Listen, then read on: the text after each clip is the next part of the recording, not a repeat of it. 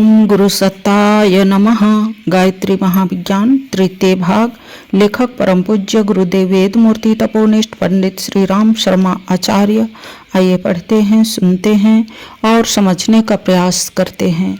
गायत्री मंत्र के साथ स्वाध्याय शुरू करते हैं। ओम भूर्भुवः स्वः तत्सवितुर्वरेण्यं भर्गो देवस्य धीमहि धियो यो नः प्रचोदयात्। विज्ञानमय कोश अन्मय, प्राणमय और मनोमय, इन तीनों कोशों के उपरांत आत्मा का चौथा आवरण गायत्री का चौथा मुख विज्ञानमय कोश है। आत्मोन्नति की चतुर्थ भूमिका में विज्ञानमय कोश की साधना की जाती है। विज्ञान का अर्थ है विशेष ज्ञान। साधारण ज्ञान के द्वारा हम लोक व्यवहार को अपनी शारीरिक, व्यवहारिक, सामाजिक, कलात्मक, धार्मिक समस्याओं को समझते हैं। स्थूल में इसी साधारण ज्ञान की शिक्षा मिलती है। राजनीति, अर्थशास्त्र, शिल्प, रसायन, चिकित्सा, संगीत, वक्तृत्व, लेखन, व्यवसाय, कृषि, निर्माण, उत्पादन आदि विविध बातों की जानकारी विविध प्रकार से की जाती है। इन जानकारियों के आधार पर शरीर से संबंध रखने वाला सांसारिक जीवन चलता है। जिसके पास यह जानकारियां जितनी अधिक होंगी, जो लोक व्यवहार में जितना अधिक प्रवीण होगा, उतना ही उसका सांसारिक जीवन उन्नत, यशस्वी, प्रतिष्ठित, संपन्न एवं ऐश्वर्यवान होगा। किंतु इस साधारण ज्ञान का परिणाम स्थूल शरीर तक ही सीमित है। आत्मा का उससे कुछ हित संपादन नहीं हो सकता। देखा जाता है कि कई व्यक्ति धनवान, प्रतिष्ठित, नेता और गुणवान होते हुए भी आत्मिक दृष्टि से पिछड़े हुए होते हैं। कई मनुष्य आत्मा, परमात्मा के बारे में बहुत बातें करते हैं। ईश्वर, जीव, प्रकृति, वेदांत, योग आदि के बारे में बहुत सी बातें पढ़ सुनकर अपनी जानकारी बढ़ा लेते हैं और बड़ी बड़ी बातें बढ़ चढ़ कर करते हैं तथा साथियों पर अपनी विशेषता की छाप जमाते हैं। इतना करते हुए भी वस्तुतः उनकी आत्मिक धारणाएं बड़ी निर्बल होती है। श्रद्धा और विश्वास की दृष्टि से उनकी स्थिति साधारण लोगों से कुछ अच्छी नहीं होती। गीता, उपनिषद, रामायण, वेदशास्त्र आदि सद्ग्रंथों के पढ़ने एवं सत्पुरुषों के प्रवचन सुनने से आत्मिक विषयों की जानकारी बढ़ती है, जो उस क्षेत्र में प्रवेश करने वाले जिज्ञासुओं के लिए आवश्यक भी है। परंतु इन विषयों की विस्तृत जानकारी प्राप्त होने पर भी यह आवश्यक नहीं कि उस व्यक्ति को आत्मज्ञान हो ही जाए। इसमें तो संदेह नहीं कि शिक्षा प्राप्त करना, भाषा ज्ञान, शास्त्र अध्ययन आदि जीवन के विकास के लिए आवश्यक है और इनके द्वारा आध्यात्मिक प्रगति में भी सहायता मिलती है। प्रत्येक व्यक्ति कबीर, रैदास और तुकाराम की तरह सामान्य प्रेरणा पाकर ही आत्मज्ञानी नहीं बन सकता। पर वर्तमान समय में लोगों ने भौतिक जीवन को इतना अधिक महत्व दे दिया है, धन उपार्जन को वे इतना सर्वोपरि गुण मानते हैं कि अध्यात्म की ओर उनकी दृष्टि ही नहीं जाती। उल्टा वे उसे अनावश्यक समझने लग जाते हैं। इस पुस्तक के आरंभ में वरुण और भृगु की कथा भी दी गई है। भृगु पूर्ण विद्वान थे, वेद वेदांतों के पूरे ज्ञाता थे। फिर भी वे जानते थे कि मुझे आत्मज्ञान, ब्रह्मज्ञान, विज्ञान प्राप्त नहीं है।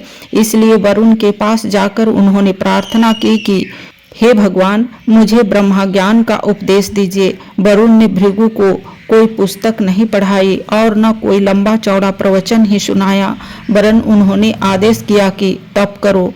तप करने से एक एक कोष को पार करते हुए क्रमशः उन्होंने ब्रह्मा को प्राप्त किया।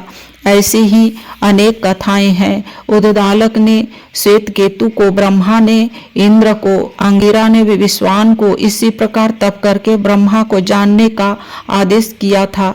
ज्ञान का अभिप्राय है जानकारी, विज्ञान का अभिप्राय है श्रद्धा, धारणा, मान्यता, अनुभूति।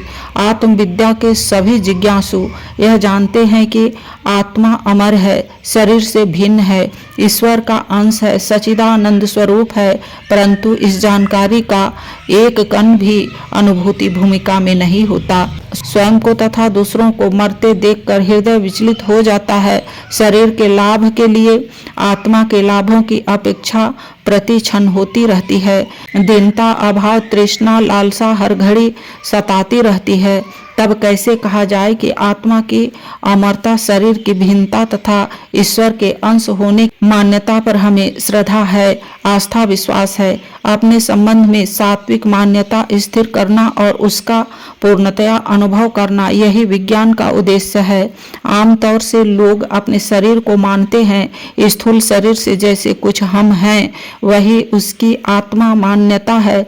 जाति, वंश, प्रदेश, संप्रदाय, व्यवसाय, पद, विद्या, धन, आयु, स्थिति, लिंग आदि के आधार पर वह मान्यता बनाई जाती है कि मैं कौन हूँ।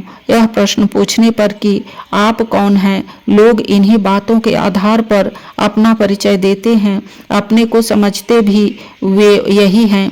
इस मान्यता के आधार पर ही अपने स्वार्थों का निर्धारण होता है। जिस स्थिति में स्वयं है, उसी स्थिति का अहंकार अपने में जागृत होता है और स्थिति तथा अहंकार की पूर्ति, तुष्टि तथा संतुष्टि जिस प्रकार होनी संभव दिखाई पड़ती है, वही जीवन की अंतरंग नीति बन जाती है। बाहर के लोग धर्म और सदाचार की सिद्धांतों और आदर्शों की बातें करते रहते हैं, पर उनका अंतःकरण उसी दिशा में काम करता है जिस ओर उनकी अंतरंग जीवन नीति प्रेरणा देती है। जब अपने को शरीर मान लिया गया है तो शरीर का सुख ही अभिष्ट होना चाहिए। इंद्रिय भोग की, मौज मजे की, मान बढ़ाई की, ऐश आराम की प्राप्ति ही शरीर का सुख है। इन सुखों के लिए धन की आवश्यकता है। वस्तु धन को अधिक से अधिक जुटाना और भोग ऐश्वर्य में निमग्न रहना, यही प्रधान कार्यक्रम हो जाता है। इसके अतिरिक्त जो किया जाता है वह तो एक प्रकार की तफरीह के लिए, विनोद के लिए होता है। ऐसे लोग कभी कभी धर्म चर्चा या पूजा पाठ भी करते देखे जाते हैं। यह उनका मन बहलाव मात्र है। स्थिर लक्ष्य तो उनका यही रहेगा जो आत्म मान्यता के आधार पर निर्धारित किया गया है। आमतौर से आज यही भौतिक दृष्टि सर्वत्र दृष्टिगोचर है। धन और भोग की छीना झपटी में लोग एक दूसरे से बाजी मारने में इसी दृष्टिकोण के कारण जी जान से जुटे हुए हैं। परिणाम स्वरूप जिन कलह क्लेशों का सामना करना पड़ रहा है वह सामने है। विज्ञान इस अज्ञान रूपी अंधकार से हमें बचाता है। जिस मनोभूमि में पहुंचकर जीव यह अनुभव करता है कि मैं शरीर नहीं वस्तुतः आत्मा ही हूँ, उस मनोभूमि को विज्ञानमय कोश कहते हैं। अन्मय कोश में जब तक जीव की स्थिति रहती है तब तक वह अपने को स्त्री, पुरुष, मनुष्य, पशु, मोटा, पतला, पहलवान, काला, गोरा आदि शरीर संबंधी भेदों से पहचानता है। जब प्राणमय कोश में जीव की स्थिति होती है तो गुणों के आधार पर अपनत्व का बोध होता है। शिल्पी, संगीतज्ञ, वैज्ञानिक, मूर्ख, कायर, शूरवीर, लेखक, वक्ता, धनी, गरीब आदि की मान्यता से प्राण भूमिकाएं होती है। मनोमय कोश की स्थिति में पहुंचने पर अपने मन की मान्यता स्वभाव के आधार पर होती है। लोभी, दंभी, चोर, उदार, विषयी, संयमी, नास्तिक, आस्तिक, स्वार्थी, परमार्थी, दयालु, निष्ठुर आदि कर्तव्य और धर्म की औचित्य अनौचित्य संबंधी मान्यताएं जब अपने संबंध में बनती हो, उन्हीं पर विशेष ध्यान रहता हो तो समझना चाहिए जीव मनोमय भूमिका में तीसरी कक्षा में पहुंचा हुआ है। इससे चौथी कक्षा विज्ञान भूमिका है, जिसमें पहुंचकर जीव अपने को यह अनुभव करने लगता है कि मैं शरीर से, गुणों से, स्वभाव से ऊपर हूँ। मैं ईश्वर का राजकुमार अविनाशी आत्मा हूँ। जीव से अपने को आत्मा कहने वाले असंख्य लोग हैं। उन्हें आत्मज्ञानी नहीं कह सकते। आत्मज्ञानी वह है जो दृढ़ विश्वास और पूर्ण श्रद्धा के साथ अपने भीतर यह अनुभव करता है कि मैं विशुद्ध आत्मा हूँ, आत्मा के अतिरिक्त और कुछ नहीं। शरीर मेरा वाहन है, प्राण मेरा अस्त्र है, मन मेरा सेवक है। मैं इन सब से ऊपर, इन सब से अलग, इन सब का स्वामी आत्मा हूँ। मेरे स्वार्थ इनसे अलग है। मेरे लाभ और स्थूल शरीर के लाभों में, स्वार्थों में भारी अंतर है। इस अंतर को समझकर जीव अपने लाभ, स्वार्थ, हित और कल्याण के लिए कटिबद्ध होता है, आत्म उन्नति के लिए अग्रसर होता है, तो उसे अपना स्वरूप और भी स्पष्ट दिखाई देने लगता है। विज्ञानमय कोश की चतुर्थ भूमिका में पहुंचे हुए जीव का दृष्टिकोण सांसारिक जीवों से भिन्न होता है। गीता में योगी का लक्षण बताया गया है कि जब सब जीव सोते हैं तब योगी जागता है और सब जीव जब जागते हैं तब योगी सो जाता है। इन अलंकारिक शब्दों में रात को जागने और दिन में सोने का विधान नहीं है, वरन यह बताया गया है कि जिन चीजों के लिए साधारण लोग बेहतर इच्छुक, प्यासे, ललायित, सतृष्ण और आकांक्षी रहते हैं, योगी का मन इधर से फिर जाता है, क्योंकि वह देखता है कामिनी और कंचन की माया शरीर को गुदगुदाती है पर आत्मा को ले बैठती है। इससे क्षणिक सुख के लिए स्थिर आनंद का नाश करना उचित नहीं है। जिस धन, संतान, कुटुंब, कबीला, शत्रु, मित्र, हानि, लाभ, आगा पीछा, निंदा, स्तुति आदि की समस्याओं में साधारण लोग बेहतर फंसे रहते हैं, ये बातें योगी के लिए अबोध बच्चों की बाल क्रीड़ा से अधिक कुछ भी महत्व की दिखाई नहीं देती, इसलिए वे उनकी ओर से उदास हो जाते हैं। वे इस झमेले को बहुत कम महत्व देते हैं। फलस्वरूप यह समस्याएं उनके लिए अपने आप सुलझ जाती है या समाप्त हो जाती है। जिन कार्यों में, विचारों में कामी लोग, मायाग्रस्त व्यक्ति अत्यंत मोहग्रस्त होकर चिपके रहते हैं, उनकी ओर से योगी मुंह फेर लेते हैं। इस प्रकार वह वहां सोया हुआ माना जाता है जहां की अन्य जीव जागते हैं। इसी प्रकार जिन कार्यों की ओर संयम, त्याग, परमार्थ, आत्मलाभ की और सांसारिक जीवों का बिल्कुल ध्यान नहीं, उनमें योगी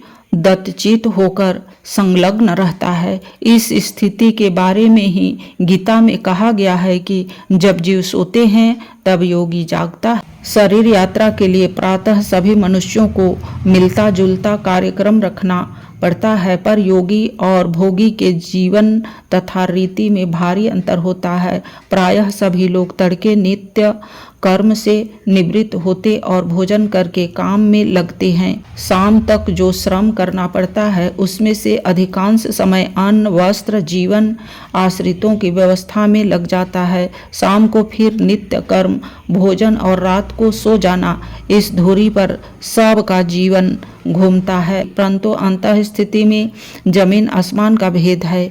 एक मनुष्य अपने शरीर सुख के लिए धन और भोग इकट्ठे करने की योजना सामने रखकर अपने हर विचार और कार्य को करता है, जबकि दूसरा अपने आत्मा को समझकर आत्मकल्याण की नीति पर चलता है।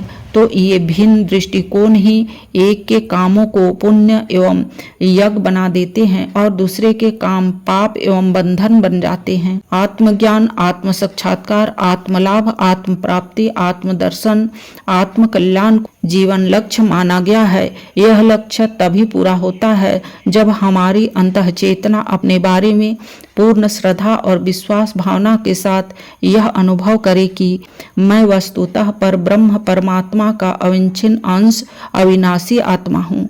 इस भावना की पूर्णता, परिपक्वता एवं सफलता का नाम ही आत्म साक्षात्कार है।